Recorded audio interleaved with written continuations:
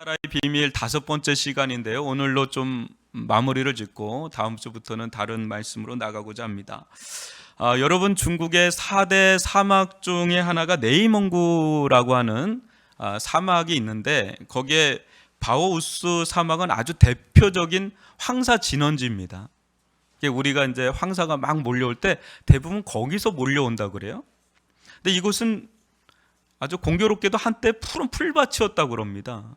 그런데 무차별한 어떤 벌목 또 양떼로 인해서 거기다가 기온까지 상승이 되면서 사막화가 지금처럼 급속하게 진행된 곳이라고 합니다.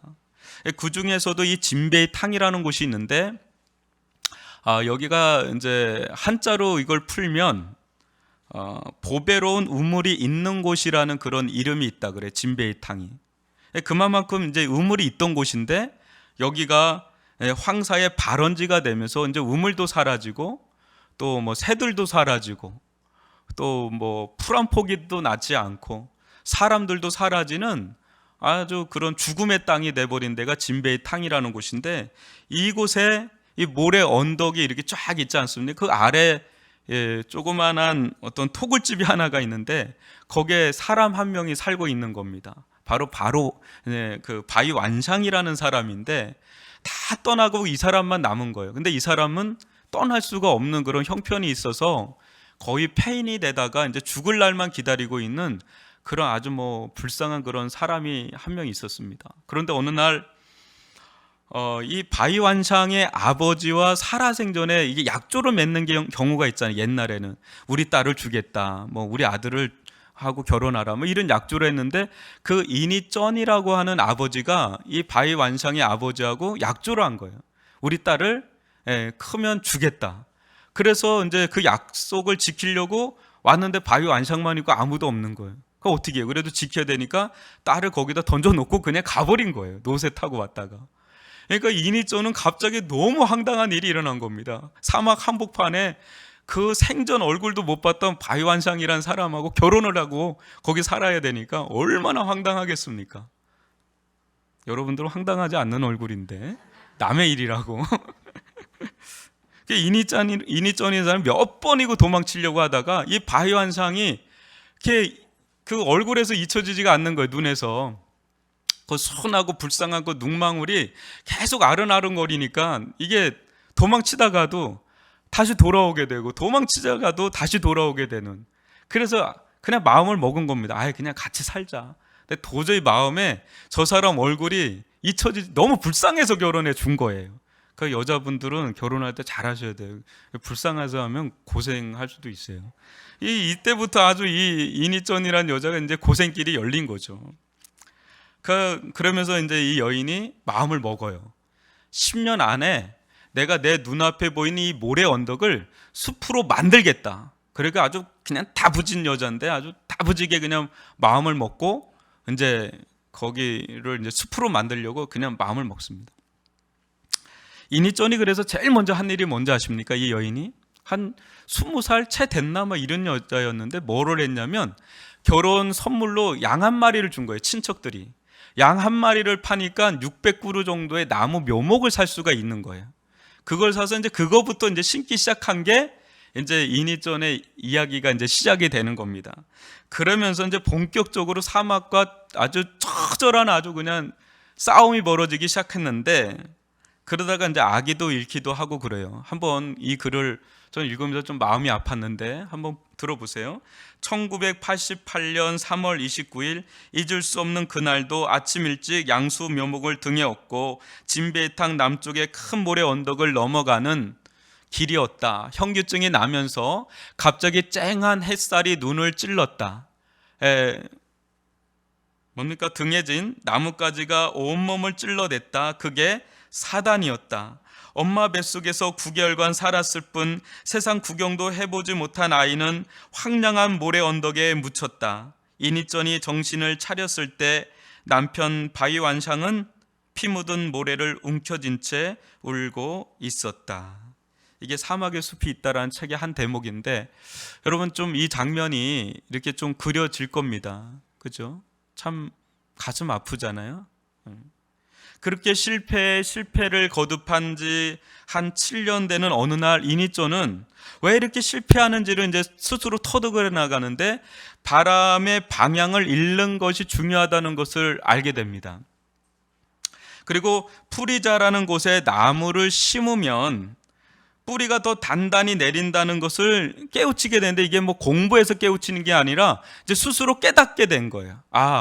이게 풀이 자라는 곳에 나무를 심으면 거기에 뿌리를 내릴 확률이 높구나. 여러분, 모래 속에 떨어진 이 풀씨가 물기를 만나서 껍질을 깨고 이 싹을 내는 확률이 1000의 1, 만의 1이라고 그래요. 그러니까 이게 불가능할 정도의 이런 확률인데, 이것을 가지고 지문이 막 닳도록 막 풀씨를 뿌리러 다닌 겁니다. 그런데 이 지역이 운이 좋게 새가 먹지 않으면 이 지역에 한 6mm 정도의 비가 내린대요, 1년에. 그리고 약간의 이제 겨울의 눈. 그 정도의 물기 속에 이 풀이 약간의 이 씨에서 뿌리가 나면 싹이 나는 그런 걸 보면 이제 거기서 물을 이제 갖다 부어주고 하면서 이렇게 이 풀을 자라게 하는 그런 일들을 한 거예요. 그래서 묘목이 1년 동안 이 부부가 이렇게 양동이에 갖다 막 부으면 조금씩 묘목에서 이제 싹이 나기 시작하는데, 그때 풀이 난 데를 발견해서 거기다가 이제 나무를 이렇게 심으면, 버드나무나 이게 뭐 그런 나무들을 좀 심으면 거기서 이제 뭐 싹이 좀 나기 시작하면 그때부터 이제 본격적으로 거기를 이제는 하기 시작하는 거예요. 근데 낮에는 이게 막 물이 막 증발하는 속도가 심하니까 밤 8시부터 새벽 2, 3시에 이 물동이를 안고 이 수십 킬로 평방미터 되는 데를 이 사람들이, 이 두 부부가 이 일을 한 거예요. 그러다가 막 너무 지치면 그냥 사막에서 자기도 일수이고 막 그런 일들을 그렇게 하다가 보니까 어느 순간인가 나무 10그루를 심으면 8그루. 그게 살아남고 또 꽤 큰 키로 막 자라는 것을 보면서 지금 30년이 지난 지금 여러분 이 지역이 완전히 사막이었던 이 지역이 지금 어떻게 변했는지 아세요? 한번 이제 인터넷도 찾아보면 나오는데 여의도 크기의 10배예요. 그게 1400만 평. 이렇게 추임새가 나와야 제가 힘이 나거든요. 1400만 평. 어마어마한 녹지지대가 막 형성이 된 거예요. 그래서 중국 당국도 막 깜짝 놀랐는데, 이렇게 숲이 형성되니까 신기한 일들이 막 일어나는데 동물들이 찾아오기 시작하고 식물들이 막 자라기 시작하면서 자연 생태계가 형성이 되는데요. 그러다 보니까 우물이 회복이 되는 거예요. 아까 우물이 있었다 그랬잖아요. 우물이 회복되니까 사람들이 몰려오는데 거기 이제 80가구 정도 되는 마을이 형성이 되는 그런 데까지 지나게 된 거예요. 그러면서 중국 당국에서도 여기를 사막 녹색 생태원이라는 이름을 지어주고 이 사람들에게 명예로운 호칭을 청해주는데, 그게 치사영웅이라고 하는 그런 명예로운 호칭을 칭해주고요. 뭐 그러면서 길도 내주고 도로도 닦아주고 트랙터도 대주고.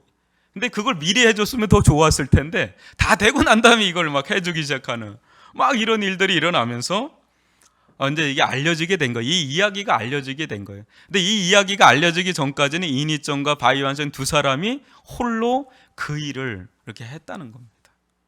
그때 그녀는 이런 생각을 했다고 합니다. 잘 들어보세요. 참 저는 이 대목 보면서 참 이게 배움이 많은 사람은 아닌데도 참 중요한 걸 깨닫고 있었구나 싶은데요. 나무의 자생력을 믿어보자. 살고 죽는 문제는 전적으로 나무한테 달려 있다. 반만이라도, 아니 열의 하나만이라도 살아남는다면 적어도 절망하지는 않을 것이다. 이런 고백을 하면서 그냥 한 땀 한 땀인데 한 게 뭡니까? 이 여인이 한 게 뭡니까? 풀씨 하나를 그날 매일 돌아오는 날 매일매일마다 한 게 그거예요. 풀씨 하나를 던지면 그거 뿌리면서부터 이게 시작이 된 겁니다. 이 여인도 그렇고 바이완상도 그렇고 이 풀씨 하나에 이 거대한 숲이 담겨져 있다는 것을 알고 뿌리지는 않았을 거예요. 근데 하다 보니까 이 풀씨 하나하나에 거대한 숲이 담겨져 있다는 것을 보게 된 것이죠.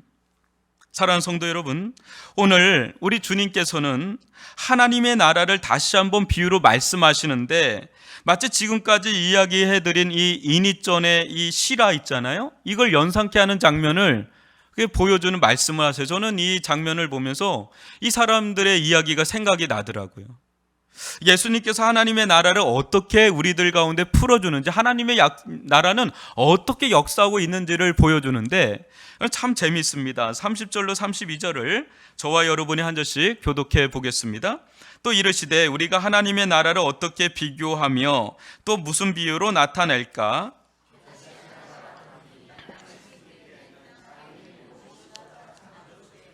심긴 후에는 자라서 모든 풀보다 커지며 큰 가지를 내나니 공중의 새들이 그 그늘에 깃들일 만큼 되느니라. 아멘. 우선 하나님의 나라는 뭐와 같다 그럽니까? 겨자씨 한 알과 같다고 얘기합니다. 여러분 겨자씨 한 알은 얼마나요? 크기가 좀 보신 분 있나요? 이스라엘 가신 분들은 좀 보셨나요? 얼마나죠? 1mm에서 2mm래요. 아주 뭐 좁쌀만한 아주 조그만한 그거죠. 그러니까 막 그걸 눈으로 봐야지 막 보는 거죠. 뭐 이렇게 눈이 침침하면 또 안 보이고 그래요. 씨앗 중에서도 가장 작은 씨로 알려져 있는데요. 근데 이 작디 작은 씨가 다 자라면 이게 나무가가 아니라 풀가입니다. 풀인데 몇 미터까지 자라면 3미터까지 자란대요. 풀이라고 치기에는 나무처럼 아주 커지는 게 이 겨자씨예요.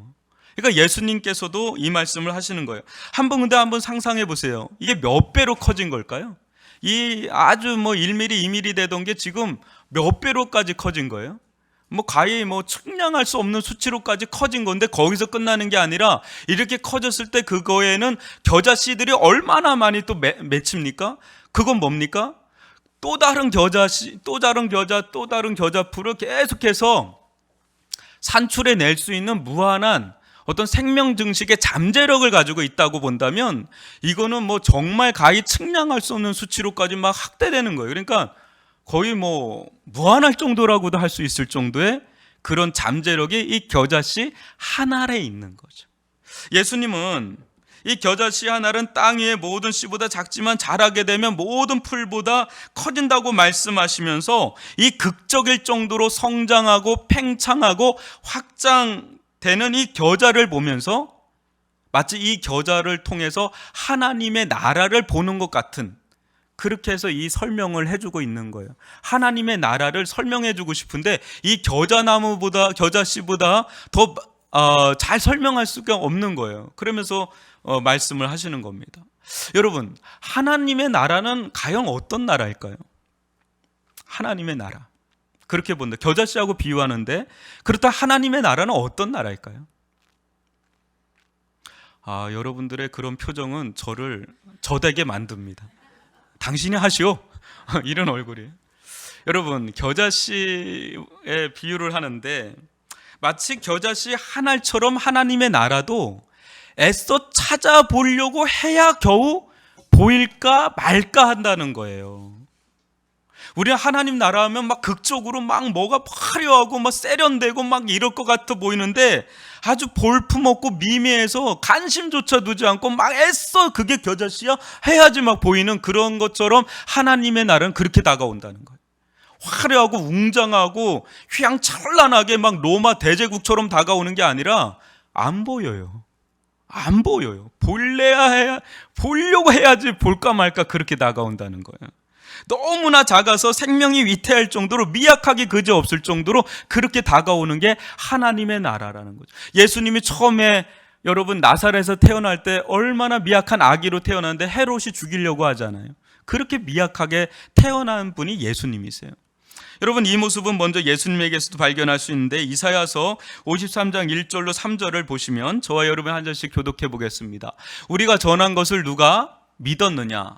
여호와의 팔이 누구에게 나타났느냐?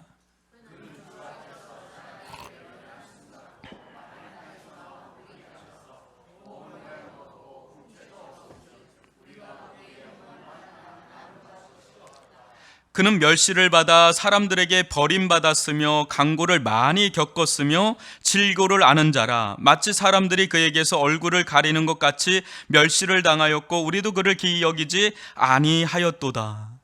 여러분, 우리가 생각하는 예수님과 그때 당시에 오셨던 예수님의 모습은 너무 차이가 많이 난다는 거죠.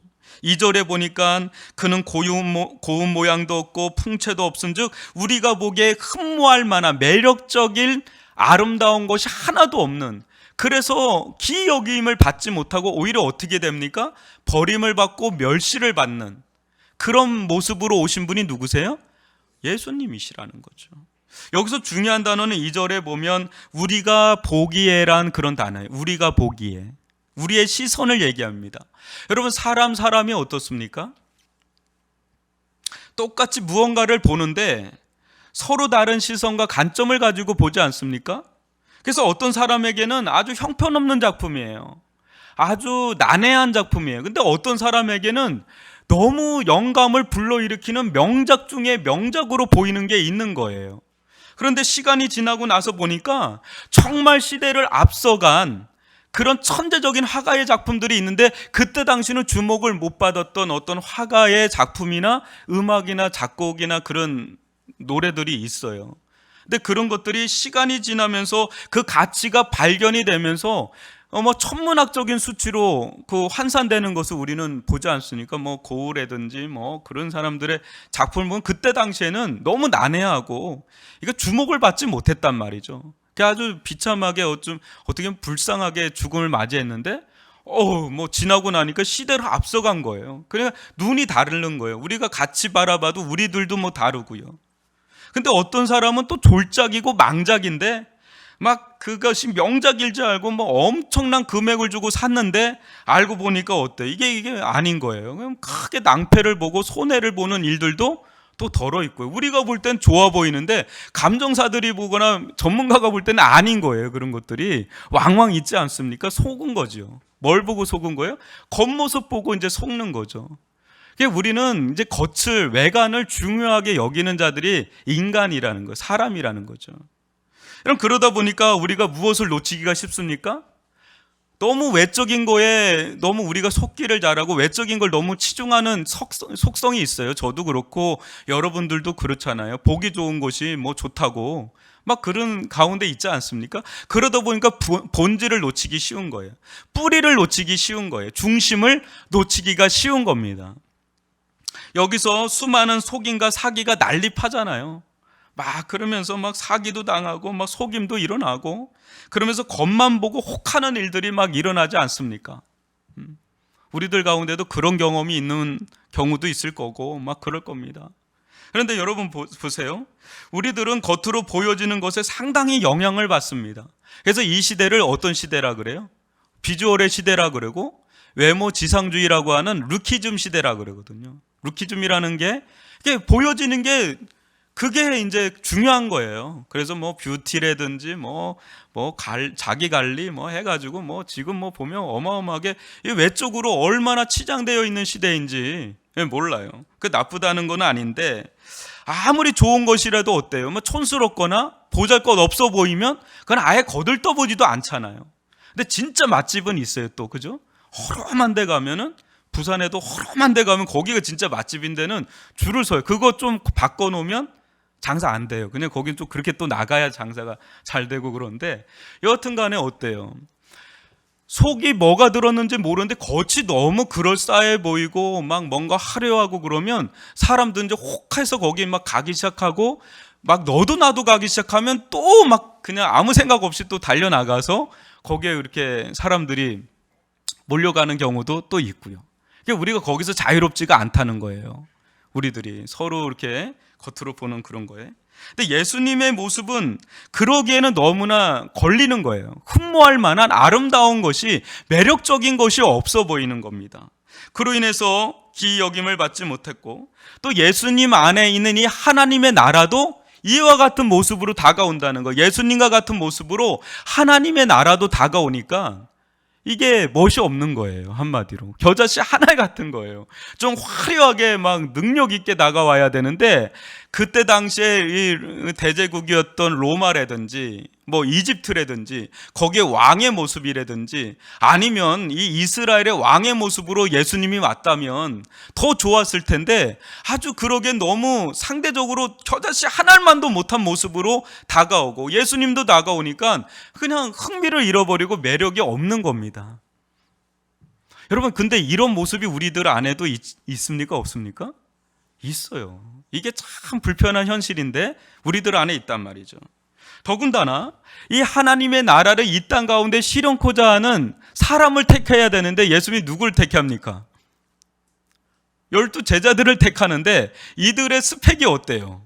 여러분도 알지만 그냥 촌부들이에요. 12명의 그 변방에 있던 어부들 중심으로 이 사람들을 모았어요. 12명 했는데 참 모아놓고 보니까 무슨 외인구단 같은 사람들이에요.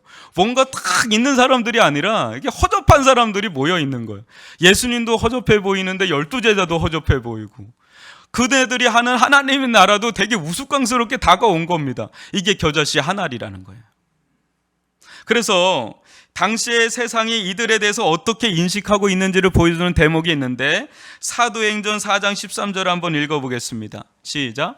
그들이 베드로와 요한이 담대하게 말함을 보고 그들을 본래 학문 없는 범인으로 알았다가 이상히 여기며 또 전에 예수와 함께 있던 줄도 알고, 이게 주류 사회에 있었던 당시 사람들이 바라봤던 시선입니다. 본래 학문 없는 범인, 이 무식쟁이들, 아주 평범한 자들. 그런데 이상한 거예요. 어떻게 저렇게 말을 잘해? 어떻게 저렇게 말을 잘하지? 저렇게 말을 잘할 수 있는 자들이 아닌데 어떻게 저렇게 말을 잘해? 이상한 거. 이게 매치가 안 되는 거. 그들의 스펙은 노스펙인데 저들이 하고 있는 행동 뭔가 있어 보이니까 이게 너무 괴리감이 느껴질 정도의 충격을 받은 장면을 이제 보여주고 있는 거죠.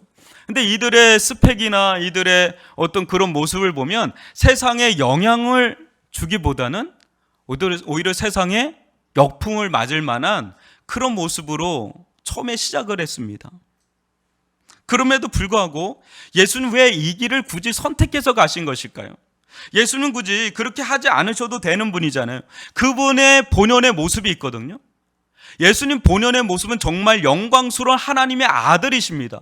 근데 그런 모습으로 다가오지 않고 왜 그거를 애써 가려서 이렇게 시험이 될 만한 모습으로 오셨고, 또 12 제자, 장군감이라든지 당시 바리새인이라든지 뭐 이런 사람들을 택하지 않고 전부 무식쟁이들을 택해서 왜 이렇게 굳이 시작을 하셨던 것일까요? 왜 그러셨을까요? 하나님의 나라를 하면 보다 나은 사람들을 스카우트해서 하는 게 더 낫지 않습니까? 근데 예수님은 사람들을 아신 거예요. 사람이 어떤 존재인지를 안 거죠. 아까도 말한 것처럼 사람들은 뭘 봐요? 겉을 더 본다는 거죠. 겉모습을 더 본다는 거죠. 사람들은 좀처럼 겨자씨 한 알에 관심을 갖지 않아요. 겨자씨보다는 그나마 겨자씨가 완전히 자라서 뭐 이 큰 가지를 내고 수많은 새들이 막 날라들고 커다란 그늘막이 형성되면 그제서 뭐 관심을 둘지 모르겠습니다. 무엇입니까? 언제나 외쪽으로 드러나고 나타나야 관심을 갖는다는 거예요. 그 정도 돼야 이제 뭐가 거기 있나 보다 하고 그렇게 관심 갖지, 겨자씨 한 알에 거기 관심을 갖지 않는단 말이죠. 예수님은 그런 사람들의 본성을 아셔서 이렇게 한 겁니다. 무엇을 놓치기 쉬워요? 그러다 보면 뭘 놓치기가 쉬워요? 아까도 얘기한 것처럼 보이지 않지만 생명의 시작점이 어디서부터 시작합니까? 겨자씨 한 알에서 시작한, 그거를 놓칠까 봐서, 그것을 보지 못할까 봐서 그렇게 예수님은 자신의 그 겉모습을 애써 가린 거예요. 그런 것들보다 본질을 더 볼 수 있는 자들, 본질을 보는 자들만이 예수님을 쫓을 수 있다라는 거지요. 근데 한번 여러분 보세요. 정작 이 모든 것을 가능하게 하는 이 뿌리를 놓치고 나타난 결과만을 쫓다 보면 어떤 영성이 형성되기 쉬울까요? 세속적 영성. 하나님의 나라적 영성이 아니라 세상 나라적 영성이 형성되기 쉽고, 그 소비자적인 영성이 형성되기가 쉬운 거예요. 그렇지 않게 하기 위해서 예수님은 그런 것들을 다 차단해 버린 거예요. 아멘이십니까? 이는 마치 예수님께서 물을 포도주로 변화시킨 가나안 혼인잔치를 연상케 합니다. 여러분, 이때 물이 포도주로 됐다는 건 엄청난 변화를 일으킨 거잖아요. 그렇죠? 본질적인 변화를 일으킨 거잖아요. 근데 이것을 맛본 자는 누굽니까? 연회장이에요. 근데 연회장은 이 포도주가 어디서부터 어떻게 생겨났는지를 몰라요. 그냥 포도주만 맛볼 뿐입니다. 그런데 이 포도주가 어디서부터 어떻게 생겨났는지를 아는 자는 누구밖에 없어요? 이 포도주를, 이 물을 채우라고 하신 예수님의 말씀에 순종한 그 하인들과 그것을 옆에서 지켜보던 제자들은 이것이 어디로부터 어디서 왔는지를 안 거예요. 그래서 이 자들은, 이 연회장은 포도주에 취해서 포도주만 아는데, 이 제자들과 하인들은 이 포도주를 넘어서 이 포도주를 변화시킨, 만든 장본인인 예수 그리스도를 보는, 맛보는 그 은혜를 누리게 됐던 것이죠. 여러분, 이게 본질이라는 거예요. 포도주가 본질이 아니라 예수 그리스도가 본질인 줄 믿습니다. 그것을 보도록, 그것을 볼 때 하나님의 나라가 열리고 하나님의 나라의 생명을 누리게 되는 줄 믿습니다. 수많은 사람들이 예수님을 왕으로 삼으려 했습니다. 왜 그러죠? 왜 그러죠? 떡 먹고 배부른 까닭이라고 성경은 말합니다. 떡 먹고 배부른 까닭이다. 그 말은 무엇입니까? 그분으로부터 계속해서 떡이 나오고 그분을 만나는 자들마다 병자가 치유가 되고 귀신 들린 자에게서 귀신이 떨어져 나가는 것을 보면서 이 예수님을 붙잡는 게 아니라 예수님은 수단으로 삼고 예수님을 통해서 계속해서 떡을 얻고 싶어서, 계속해서 병이 낫고 싶어서, 계속해서 귀신 들림이나 정신질환이 낫고 싶어서 예수님을 추구하는 거예요. 예수님을 왕으로 삼으려고 한 거예요. 예수님이 목적이 되는 게 아니라 예수님이 수단이 되고 이 떡의 문제, 이 병의 문제, 이 귀신 들림의 이런 수많은 우리들 사는 데 나오는 수많은 문제를 해결하고 싶어서 예수님을 왕으로 삼으려고 한 것뿐이라는 거죠. 그때마다 예수님은 도망 다니세요. 피해 다니신단 말이죠. 왜요? 그들이 떡 먹고 배부른 까닭에 나를 자판기처럼 여기는 거예요. 무슨 독객이 방망이처럼 여기니까 피해 다닌 거예요. 피해 다니다가 자기들하고 예수님이 뭔가 맞지 않는 부분들에서 충돌을 일으키다가 어느 순간에 용도 폐기를 선언하죠. 이들이 쓸모없는 자구나. 우리는 이걸 원하는데 저 예수라는 자는 그런 거를 안 해주는구나. 자판기처럼 떡을 딱딱 해줘야 되는데, 뭔가 병을 딱딱 고쳐줘야 되는데, 로마 제국을 이겨나가야 되는데 그렇게 안 따라주는구나. 용도 폐기가 되면서 어떻게 해요? 십자가에 못 박아 죽여버립니다. 그게 세상성이에요. 그게 세상 나라란 말이죠. 예수님의 본질을 보지 못하고 예수님을 수단 삼는 거, 하나님을 수단 삼, 하나님이 우리의 목적이 돼야 되는데 하나님을 통해서 뭔가 얻으려고 하는데 뭐가 수가 틀리면 떠나버리는, 그것이 세속성이라는 거죠. 세속적 영성이라는 거죠. 이런 부분들이 비단 세상의 사람들뿐 아니라 우리 안에도 있다는 게 불편한 현실이죠. 우리에게 정말 중요한 것은 무엇입니까? 보잘것 없어 보이는 겨자씨 한 알, 그 속에 있는 생명인 줄 믿습니다. 겨자씨 한 알이 가장 작다 하더라도 무시할 수 없는 것은 그 안에 생명이 있기 때문에. 예수님도 우리가 보기에 흠모할 만한 것이 없고 아름다운 것이 없을지 모르지만 예수님 안에 무엇이 있습니까? 예수님 안에 하나님의 생명이 있는 줄 믿습니다. 그러나 예수님 안에 있는 이 생명은 우리 안에 있는 생명과는 달라서 죽어도 죽지 않는 부활의 생명인 줄 믿습니다. 설령 죽었다 하더라도 다시 사는 생명, 이 부활의 완전한 생명이 예수님 안에 있는 생명인 줄 믿습니다. 그래서 이 생명은, 우리에게 주어진 생명은 어느 순간인가 자라다가 멈추지만 예수님 안에 있는 생명은 하나님의 생명이기 때문에, 영원한 생명이기 때문에, 자람이 끝이 없는 영원한 생명이기 때문에 무한히 자라고 자라서 이 겨자씨의 이 비유처럼 자라고 팽창하고 확장돼서 그게 큰 가지를 내고 그물막을 내고 그렇게 해서 수많은 뻗어가는 일들이 하나님의 나라의 속성이다라는 것을 보여준다면 이건 실로 놀라운 생명력이 아니라 할 수가 없는 거죠. 아까도 얘기한 것처럼 이니점과 바이완샹이 그 사막이 돼버린 이 거대 모래 언덕이 어느 순간인가 거대한 숲으로 돼가는 것처럼 이 세상, 사막과 같은 이 세상에 이 복음의 씨라는 거, 이 복음의 씨라는 건 정말 보이지도 않아요.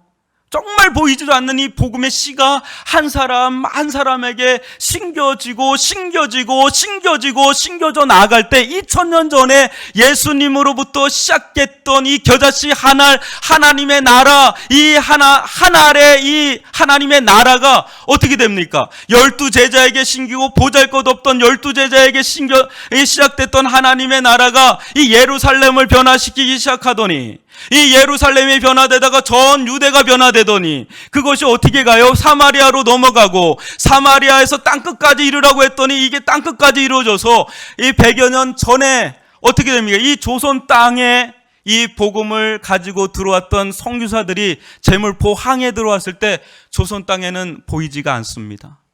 온갖 우상 숭배로 만연한 이 땅은 보이지가 않습니다. 부활의 주님이시여, 이 조선 땅을 변화시켜 주옵소서가 마포 3열 선교사님의 기도였어요. 그러나 100여 년이 훨씬 지난 지금에 와서는 여러분, 공중에 비행기 타고 밤 하늘을 지나면 어떻게 됩니까? 온갖 십자가로 가득 차 있을 정도로 이 대한민국 가운데 얼마나 많은 일들이 일어나고 얼마나 우후죽순처럼 교회가 세워지고, 세계에서 두 번째로 선교사를 가장 많이 내보낸 선교 대국이 되리라고는 아무도 그렇게 생각하지 못했던 겨자씨 한 알과 같다는 거죠. 여러분, 오늘날 전 세계 힌두권에도 들어가고 무슬림권에도 들어가고 공산주의권에도 들어가고 하나님의 나라가 2000년이 지난 지금에는 경계선이 없는 모든 민족과 문화와 언어의 장벽을 다 뚫고 들어가서 거대하게 보이지 않는 하나님의 나라가 이 세상 가운데 존재하고 있는 줄 믿습니다. 얼마나 거대한지 가늠할 수 없는 하나님의 나라가, 이때 당시에 로마는 이제 사라졌잖아요. 이집트도 아주 조그만해졌잖아요. 그때 당시 최고였던 징기스칸의 몽고도 쪼개졌잖아요. 그러니까 역사를 주관하시는 하나님의 나라는 영원한 줄 믿습니다. 겨자씨 하늘에서 시작했던 이 하나님의 나라가 얼마나 거대하게 지금까지 이루어져 왔는지, 지금도 계속해서 진행형으로 이루어져 가고 있는 줄 믿습니다. 여러분, 오늘날 우리는 개신교인이라고 불려집니다. 프로테스탄티즘이라고 하는, 우리 프로테스탄트라고 하는, 우리는 개신교도예요. 개신교도 안에 얼마나 많은 일들이 일어나는지 모르지만 안타까운 것은 이 개신교도 안에 큰 문제가 하나가 있다면 그게 뭘까요? 하나님 나라의 시선과 관점을 잊어버리고 있다는데 큰 문제가 있습니다. 무슨 말이냐면, 하나님의 나라는 단일한 한 씨에서 시작했어요. 단일한 한 씨. 겨자씨 한 알 대신 예수 그리스도로부터 시작해서 하나님의 나라가 거대하게 이 세상 가운데 지금 역사하고 있는데, 이 하나님의 나라는 하나의 나라일까요? 천개 만개의 나라일까요? 하나의 나라입니다. 하나의 몸입니까? 천개 만개의 몸입니까? 하나의 몸입니다. 그런데 하나님의 나라는 이 땅에 교회가 세워짐으로 실현되는데, 오늘날 이 개신교 안에는 분열이 극심하죠. 그래서 개교회주의가 형성되어 있어요. 개교회주의. 여러분, 개교회주의라는 말을 처음 들어봤을지도 모르지만, 개교회주의라는 것은 그냥 우리 교회, 그냥 지역교회, 그냥 교회가 연합을 잃어버리고 그냥 교회마다 다 자기 교회로 그냥 오그라진 거예요. 그러다 보니까 하나님의 나라를 보는 시선이 자기 교회에서만 하나님의 나라를 보는 거예요. 큰 교회 가면 좀 하나님의 나라가 커 보이는데, 작은 교회 가면 하나님의 나라가 좁아 보이는 거예요. 그게 아니에요. 하나님의 나라는 거대한 나라인 줄 믿습니다. 거대한 나라예요. 그러니까 네 교회 내 교회가 아니에요. 하나님의 교회는 동일한 하나의 교회고 하나의 나라고 하나의 몸인 줄 믿습니다. 그래서 큰 교회들은 어때요? 좀 크다 보니까 자칫 잘못하면 교만해질 수가 있어요. 우리 교회가 최고다. 남의 교회는 어떻게 되든, 그 남의 교회라는 말이 되게 비성경적인 언어인데, 남의 교회, 우리 교회라는 개교회주의가 형성되면서 복음의 생태계가 막 깨지기 시작하는 거예요. 하나님의 나라가 자꾸 분열 양상이 이루어지게 되면서 아주 속 좁은 그리스도인이 양출이 되는 거예요. 양성이 되는 거예요. 되게 좁은 사람이 돼버리는 거예요. 남의 교회 이런 게 아니라 우리는 하나의 교회인데, 이게 카톨릭이란 말이 되게 좋은 말이에요. 그래서 사도신경에 보면, 영어에 보면 카톨릭이라는 것은 보편교회예요. 여러분, 성경이 지향하는 교회는 하나의 거대한 우주적인 교회인 줄 믿습니다. 그 중에 우리가 한 시대 한 지역에 풍미하고 있는 거예요. 이 지역교회, 로컬처치가.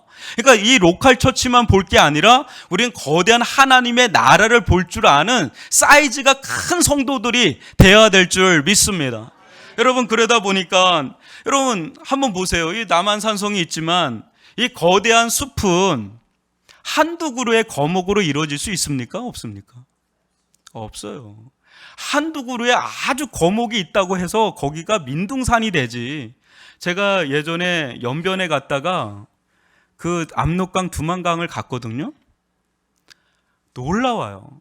연변까지는, 그 북간도까지는요 엄청난 옥토밭입니다. 근데 그 또랑 같은, 전 깜짝 놀랐는데 압록강이 또랑 같더라고요. 겨울에 가서 그런지 저는 한강 같은 줄 알았는데 그렇지가 않은 거예요. 그냥 50m 정도 되더라고요. 무슨 또랑 같이 냇가 같아요.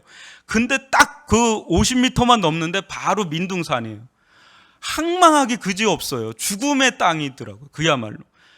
여러분, 숲은 한두 그루의 크고 작은 큰 나무가 돼서 될 게 아니라 수많은 크고 작은 나무들이 엉기고 성기면서, 그러면서 거대한 생태계가 조성될 때 거기서 숲이 형성되는 거죠.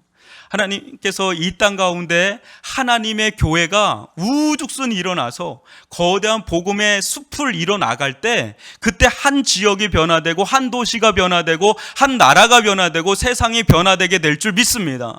그렇기 때문에 이 하나님 나라 운동을 그런 마음으로 서로 연대해서 나아갈 때 하나님의 나라 운동이 거시적으로 거대하게 일어나게 되는데, 이게 다 쪼개지고 쪼개져서 자기 교회에서 아둥바둥하니까 되는데 안 되는 데는 안 되고 하면서 아주 작은 그리스도인들, 작은 교회, 작은 하나님의 나라상으로 우리가 축소되는 그것을 제가 우려하는 겁니다. 이 말씀을 보면서 우리는 단일한 한 시인 예수 그리스도, 그분으로부터 나온 하나님의 나라고 하나님의 교회고, 이 하나님의 나라와 교회는 우리가 생각한 거하고는 비교할 수 없이 크게 있기 때문에 우리는 용기를 가지고 소망을 가지고 절망하지 말고 낙심하지 말고 낭망하지 말고, 오늘도 우리는 우리에게 주어진 이 겨자씨 하나알 같은 복음의 씨를 뿌리며 나아갈 수 있기를 바랍니다. 또 이거 가지고 너무 또 교만해서 그래 우리 교회는 잘 된다 막 해서 너무 교만한 게 아니라, 또 다른 교회를 세우고 또 다른 교회를 세우고 자기 교회를 증식하는 자들이 아니라 또 다른 교회를 세우고 또 다른 교회를 세워서 아름다운 복음 생태계를 만드는 그런 거룩한 사명을 감당할 수 있는 교회가 될 수 있기를 주님의 이름으로 축원합니다. 저는 그런 마음이 있는 거예요. 우리 교회가 어떻게 될지는 모르지만 하나님께서 이 교회 가운데, 이 겨자씨 하나알 같은 이 교회 가운데 하나님이 역사해서 이것이 자라고 자라서 어느 정도 되면 또 다른 교회로 뻗어나가는 그런 생명력 있는 하나님 나라 운동을 추구하는 그런 공동체, 그런 공동체가 될 수 있기를 주님의 이름으로 축원합니다. 이런 데 있어서 우리에게 가장 중요한 건 뭘까요? 좀 화려한 스펙이 좀 필요한가요? 화려한 어떤 시설이 더 필요한가요? 아니면 겨자씨 하나를 필요할까요? 보잘것없어 보이는 겨자씨 하나를 볼 수 있는 눈이 필요합니다. 거기에 관심을 갖는 게 필요하죠. 인위성과 바위 완상이 사막의 녹색 생태계를 탁 만들 때 사람들은 환호를 하는데, 그들의 잊혀졌던 20-30년의 세월은 주목하지 않고 드러난 것만 보고 환호를 하는 거죠. 그러나 그들은 여전히 풀씨 하나를 뿌리는데 최고의 관심을 가지고 묵묵히 잘 돼도 그 길 가고 안 돼도 그 길 가는, 많은 사람들이 본질을 보는 힘이 약해지는 시대에 놓여 있습니다. 아까 말한 것처럼 뭔가 화려하고 비주얼적이고 뭔가 있어 보이고 막 이런 것에 현혹돼서 막 나가는데 중요한 거 그 뿌리, 중심, 본질을 추구하지 못한다면 그런 일도 일어나지 않을 뿐더러 일어나도 교만하기가 쉬워서 또 넘어지기가 쉽다는 것을 본다면 우리는 하나님의 나라의 본질을 추구하고 복음의 본질을 추구하고 예수 그리스도를 추구하고 거기서 하나님의 나라를 경험하고 하나님의 생명을 경험할 수 있는 그런 복된 성도들이 될 수 있기를 주님의 이름으로 축원합니다. 여러분, 우리들 가운데는 복음의 씨앗이 있습니다. 충분히 열매를 맺을 수 있는 모든 자원들을 이미 다 우리는 받은 자들이에요. 우리들 속에는 예수가 있고 우리들 속에는 하나님의 나라가 있고 복음의 씨앗이 있는 줄 믿습니다. 이 씨앗이 우리들 안에 심겨서 점점 더 자라게 될 것이고 또 우리를 통해서 뭔가 누구인가 복음의 씨앗이 심겨져 나아가기 시작하면 그것이 어떤 일이 일어날지는 모르는 일들이 충분히 일어나게 된다는 것이죠. 그럴 때 우리가 집중하게 되면 그 본질에 집중하다 보면 생명은 힘이 있어서 능력이 있어서 저절로 열매를 드러나게 될 줄 믿습니다.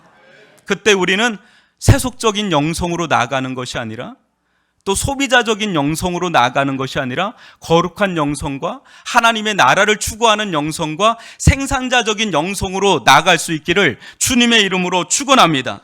반드시 하나님의 나라는 겨자씨 한 알에서부터 시작한다는 걸 절대로 놓치지 말고 거기에 초집중하면서 또 아울러서 거기에만 집중하는 것이 아니라 그 하나님의 나라가 거시적으로 그 세상에 거대하게 뿌려져 있다는 것을 본다면 우리는 작은 일에 충성하지만 거대한 나라를 바라보는 통큰 그리스도인들로 나아가는 복된 성도 되기를 주님의 이름으로 축원합니다.